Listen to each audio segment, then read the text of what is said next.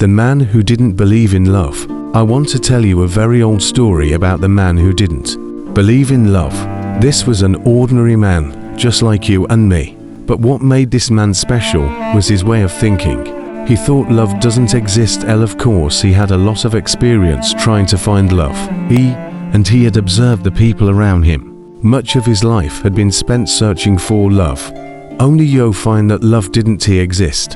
Wherever this man went, he used to tell people that love is nothing but an invention of the poets, an invention of religion, just to manipulate the weak minds of humans, to have control over humans, to make them believe. He said that love is not real, and that's why no humans could ever find love even though he might look for it.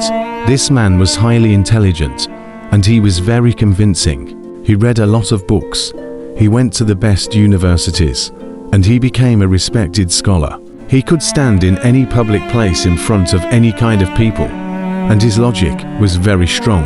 What he said was that love is just like a drug. It makes you very high, but it created a strong need.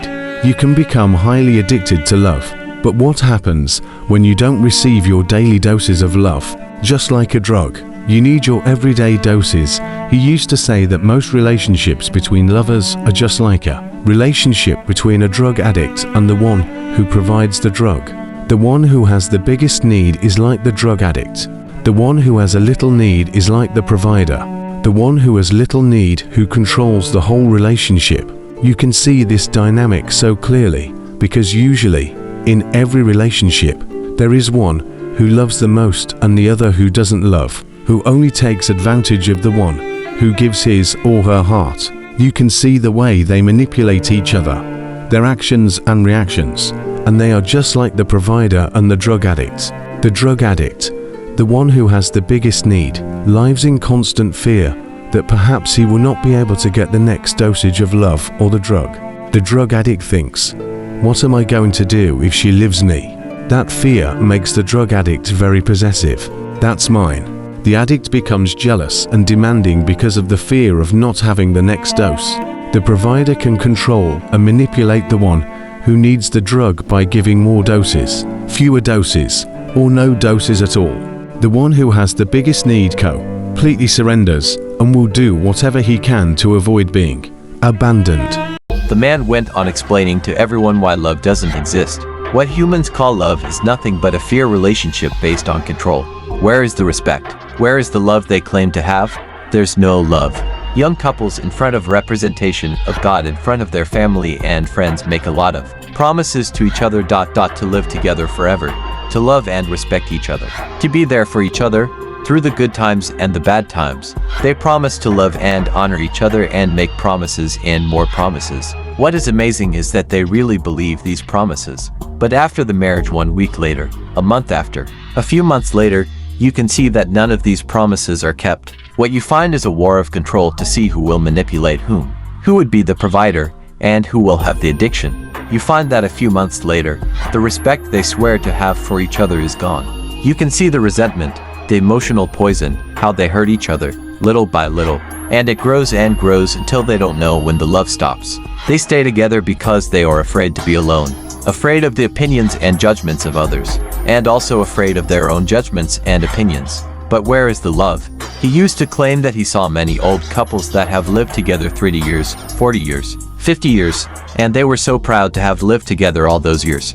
But when they talked about their relationship, what they said was, we survived the matrimony. That means one of them surrendered to the other. Saying a certain time, she gave up and decided to endure the suffering. The one of the strongest will and less need won the war. But where is the flame they call love? They treat each other like a possession. She is mine. He is mine. The man went on and on about all the reasons why he believed love doesn't exist. And he told others, I have done all that already. I will no longer allow anyone to manipulate my mind and control my life in the name of love. His arguments were quite logical, and he convinced many people by all his words, love doesn't exist. Then one day, this man was walking in a park, and there on a bench was a beautiful lady who was crying. When he saw her crying, he felt curiosity. Sitting beside her, he asked if he could help her. He asked why she was crying. You can imagine his surprise when she told him she was crying because love doesn't exist. He said, That's amazing, a woman who believes that love doesn't exist. Of course, he wanted to know more about her. Why do you say that love doesn't exist? He asked. Well, it is a long story, she replied. I married when I was very young, with all the love, all these illusions, full of hope that I would share my life with this man. We swore to each other our loyalty, respect, and honor, and we created a family. But soon everything changed. I was the devoted wife who took care of the children and the home. My husband continued to develop his career, and his success and image outside of home were more important to him than our family. He lost respect for me, and I lost respect for him. We hurt each other, and at a certain point, I discovered that I didn't love him, and he didn't love me either. But the children needed a father, and that was my excuse to stay and do whatever I could do to support him. Now the children are grown, and they have left. I no longer have any excuse to stay with him. There's no respect. There's no kindness. I know that even if I find someone else, it is going to be the same, because love doesn't exist. There is no sense to look around for something that doesn't exist. That is why I am crying. Understanding her very well, he embraced her and said, "You are right. Love doesn't exist. We look for love, we open our hearts, and we become vulnerable, just to find selflessness that hurts us even if we don't think we will be hurt. It doesn't matter how many relationships we have. The same thing happens again and again. Why even search for love any longer?"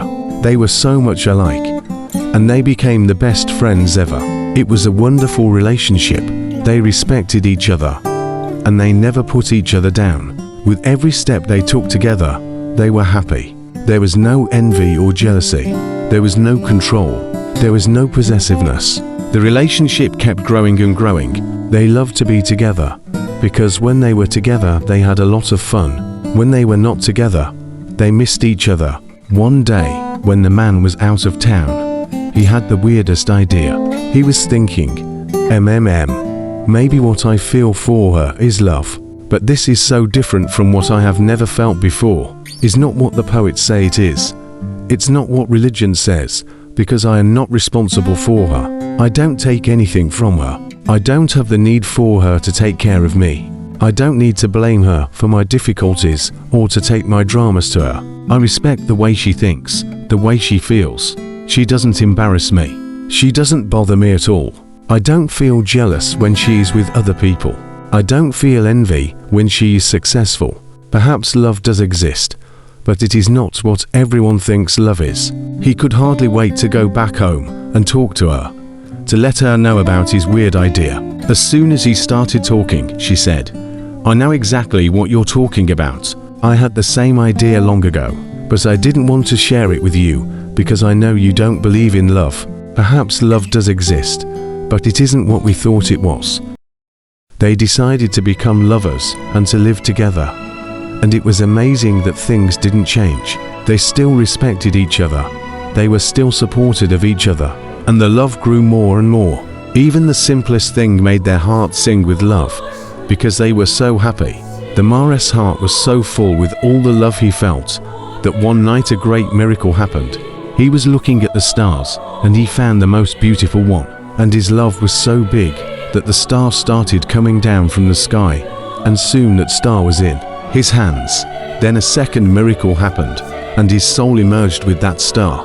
He was so intensely happy, and he could hardly wait to go to the woman and put the star in her hands to prove his love to her. As soon as he put the star in her hands, she felt a moment of doubt. This love was so overwhelming. And in that moment, the star fell from her hands and broke in millions little pieces. Now there is an old man walking around the world swearing that love doesn't exist. And there is a beautiful old woman at home waiting for a man, shedding a tear for a paradise that once she had in her hands. But for one moment of doubt, she let it go. This is the story about the man who didn't believe in love, who made the mistake. Do you want to guess what went wrong? The mistake was on the man's part, and thinking he could give the woman his happiness. The star was his happiness, and his mistake was to put his happiness in her hands. Happiness never comes from outside of us. He was happy because of the love coming out of him. She was happy because of the love coming out of her. But as soon as he made her responsible for his happiness, she broke the star because she could not be responsible for his happiness. No matter how much the woman loved him, she could never make him happy because she could never know what he had in his mind. She could never know what his expectations were because she could not know his dreams. If you take your happiness and put it in someone else's hands, sooner or later, she's going to break it. If you give your happiness to someone else, she can always take it away. Then if happiness can only come from inside of you and is the result of your love, you are responsible for your happiness. We can never make anyone responsible for our own happiness. But when we go to the church to get married, the first thing we do is exchange rings. We put our star in each other's hand, expecting that she is going to make you happy, and you are going to make her happy. It doesn't matter how much you love someone, you are never going to be what that person wants you to be. That is the mistake most of us make right from the beginning. We based our happiness on our partner, and it doesn't work that way. We make all those promises we cannot keep, and we set ourselves up to fail.